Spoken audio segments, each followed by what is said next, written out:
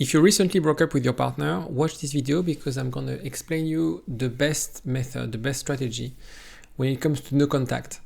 Sometimes no contact can be confusing because we have no news, we have no sign, we don't know whether it's the right decision, whether we should break no contact. In this video, I'm going to share with you how you can better navigate this space in order for you to align your expectations, align your actions, what you're doing with your ex's psychology, feelings. In other words, how you can make sure that this no contact will maximize your chances of you getting back with your ex. So first of all, why no contact? The reason we start no contact is because the emotional reaction of a breakup feels as if this relationship is back to stage 0. Not stage 1, and we'll discuss the 3 stages of any relationship. But stage 0 is no attraction, no trust. It's a form of rejection, right? And when it happens, when we feel rejected, what do? We cling. We want connection, right? And we are in panic. This is why, and perhaps you've done it, we would spam our partner's messages. We will be super clingy, super needy, right? Because we feel, hold on, this is a crisis mode. The world is falling apart and I need to stay with this person. I need to prove them that our relationship matters. And so what you have to understand, if that was the case for you, and it's the case for everyone, by the way, to react this way. Sometimes we react and we keep it to ourselves. Sometimes we react and we do or say things that we later regret. But the no contact is really about giving that space, giving that time to reset things. If you stay in touch with your ex after a breakup, you are preventing yourself from creating another dynamic. Your partner, your ex, will never get back with you if things remain the same. And so if they break up with you and you stay in touch with them, things remain the same for them. So establishing the contact is the best way to press on that reset button.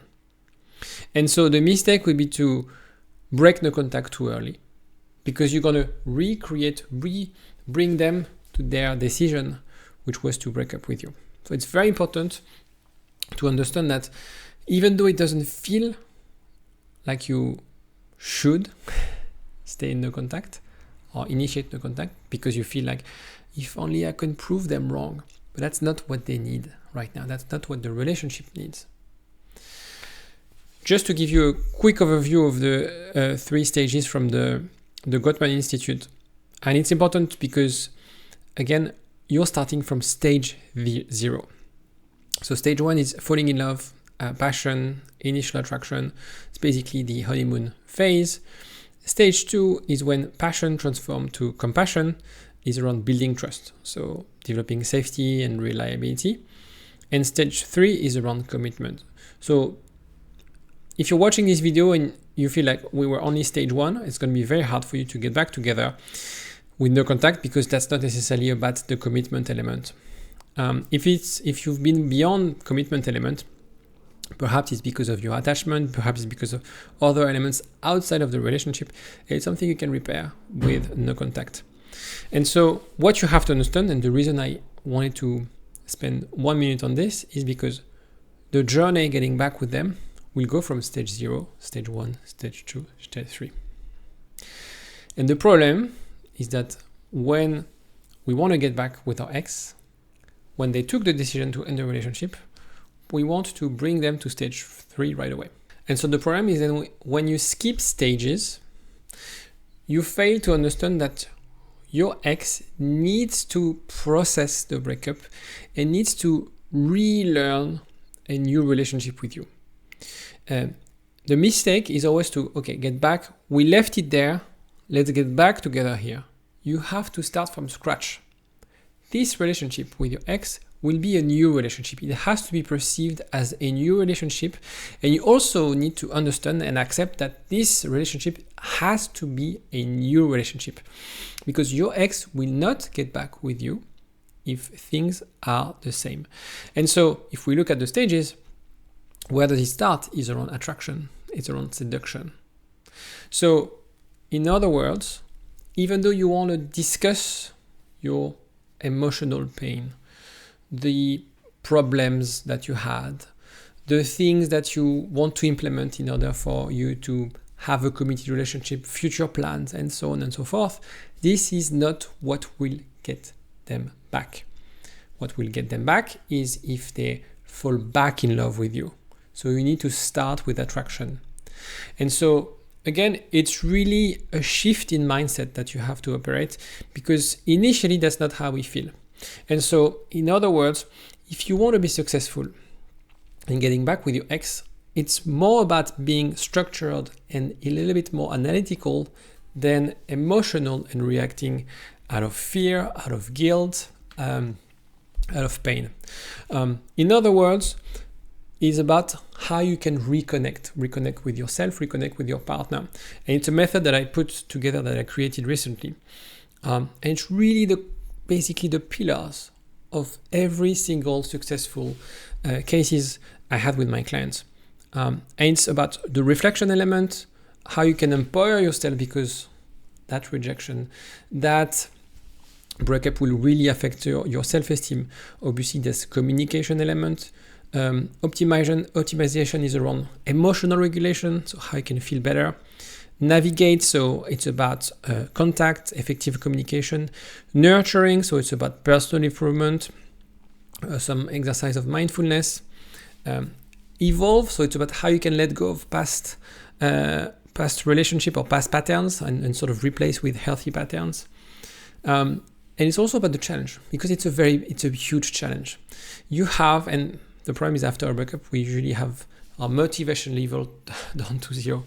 How you can step outside of our comfort zone, how we can use this breakup to feel stronger, to move forward, to be a better person in a way, a better partner.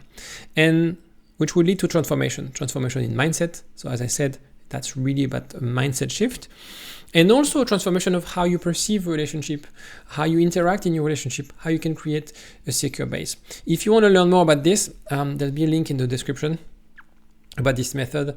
Have a look. It's basically the tools that I use with my one-on-one clients. You can access it through a course. If you have any questions on that, let me know in the comment section. But basically, if you work on those things, you have your plan. You have that clarity and you know what you have to do every single week until you get back together. So how can you avoid common post-break mistakes? So as I said, that emotional reaction, when we feel triggered, that's usually a sign that we shouldn't do those things. Texting, thinking that if I call them, if I text them, everything will be back. That's what you need. You need to hear from them, but that's not what they need. Okay, so it's very important. You need to hear from them. You need to get news from them, but that's not what they need right now.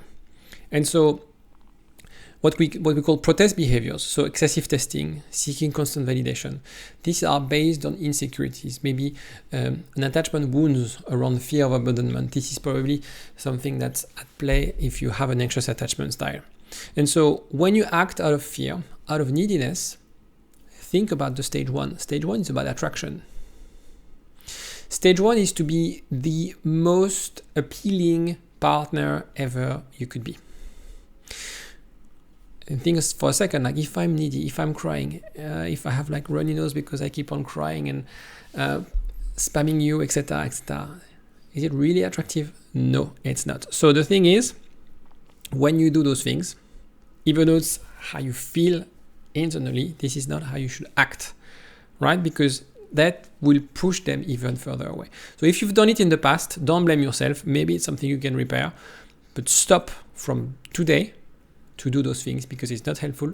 It's pushing them further away.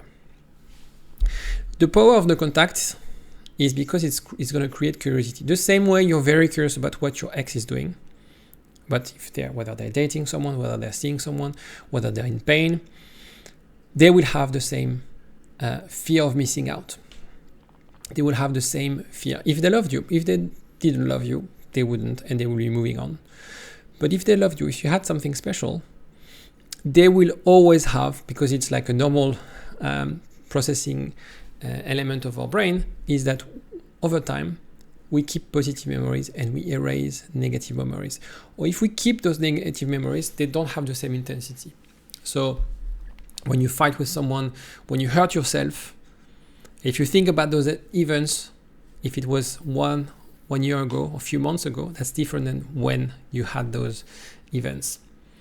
And so when you disappear, when they have no news, that curiosity element, this element of replacing negative memories with positive memories, will increase this element of attractiveness. That's one of our cognitive bias, is that we are attracted by things we can't get. We are attracted to things that seem exclusive, and we are curious. We're naturally curious. And so this element, the no contact, will create those elements in your ex's brain. And so that will potentially lead them to initiate contact. Sometimes they won't, sometimes they would, but usually if you've been together for a long time, that was a mutual relationship, mutually loving relationship, you've been quite respectful after the breakup, usually they would reach out. Most of the time they will reach out. If they don't, it's fine. I think it's okay to reach out at some stage. If you just want to poke them, just nudge them, because sometimes there's a bit of apprehension, there's a bit of ego, not being the one making the first move, but it's just a question of showing them, okay, I'm not a threat. Let's try to explore. Let's try to build things together. The signs that your ex will move from stage 0 to stage 1 is around small actions like liking posts, watching your stories. This is not a sign that you're on stage 3 commitment. This is not a sign for you to reply to a story and asking them questions about what they're doing, etc., etc. This is just a sign of curiosity. Okay, so it's positive, but that's not enough. We shouldn't feel like, okay, this is enough signs for us to act, for us to reconnect, for us to jump at this. Okay, you have to wait, if you can, ideally, for them to reach out, because if they are curious about what you're doing, at some stage, they will want to make the sort of develop that intimacy even further. And when I say intimacy, that's the lowest form of intimacy at this stage. Liking a post, that's not love, that's not feelings. It's just an element of curiosity. So what happens when they reach out? Probably one of the most common questions I get. You have to keep things light and positive. A lot of people, they are fluctuate between like, I have no news from them, I'm going to kill myself, to from one day, next day, their exes would write to them and they feel like, we're back together, I'm in love, this is over. Okay, let's be more subtle than that. When they reach out, they usually don't know whether they want to get back with you. You know, maybe you have a strong desire, maybe you're convinced that it's the right decision for you, but they don't. And so perceive it as it's stage 1. They need to be attracted to you. They need to be the one seduced by you, choosing you. Right now, they're just testing the water. And so if you see them on the first date, try to just spend a good time with them. Don't talk about the past unless they do, but don't talk about the past. Don't talk about commitment. Just have fun. When you do this, what will happen is that after that date, your ex will feel like, I had a great time. Right? I had a great time and I want to have another date with you. If you start that date and you discuss about difficult topics, you confront them, you're being too emotional, they won't have the same feeling after that date. And they will probably not want to have a second date with you. So remember this attraction phase. Remember you are stage 1, not stage 2, not stage 3, stage 1. And tune down your expectations in terms of what you can get from them right now. Getting back with an ex is a process. It takes time in the sense of like you have different steps. There's the thing that I discussed in the Reconnect course. But the point is that it's a process. You're ahead of them. Okay, they need to catch up. So understand this, understand the psychology if you want to have successful relationship recovery. So when it comes to intimacy, regardless whether you're man or woman, there's a danger in being physically intimate too soon, because that doesn't necessarily translate to a genuine commitment. So there's a risk that, yeah, maybe you were drunk, maybe you had a good time, but you're skipping stage 1 to stage 3. And for them, there's a risk. I'm not saying all the time, but there's a risk that the next day they think, wow, that was too fast. I was not ready for that. The point of getting back with your ex, the process is to work on the readiness of them getting back with you. They start the process being 20, 30, 40% sure of wanting to get back with you. You are 100%, but they were like 20%. And so the point is to raise that level of confidence. If you sleep with them when they are like 20, 40% sure, what will happen is like, oh yeah, I've done that. I had sex with her or with him. Now I feel bad because I'm not so sure about my feelings. That was too quick, and I don't want them to get hurt because I'm not sure. And so sometimes, again, I don't know if it's a majority, but it's a risk, and I just want to highlight this risk. And if you do that, there's a risk of them thinking like, wow, I shouldn't do that to them. That was too fast and I'm not ready for that. The point is to rebuild trust gradually, organically. When they reach out in the initiate plan, you are the follower. Okay, it's good to initiate when you have a certainty around their commitment. And then once you have that, you can gradually is the important word, address past issues, difficult topic, right? Because it's important and you have to do it, but not at the start. The thing is, again, remember it's a process and trust takes time. So don't expect them to trust you. When I say you, the relationship, or trusting that this relationship could be different, could be better, I could feel safer in this relationship. Don't think they will get it in a week. It takes a bit of time. And trust, you only regain trust by showing them another perspective consistently over time.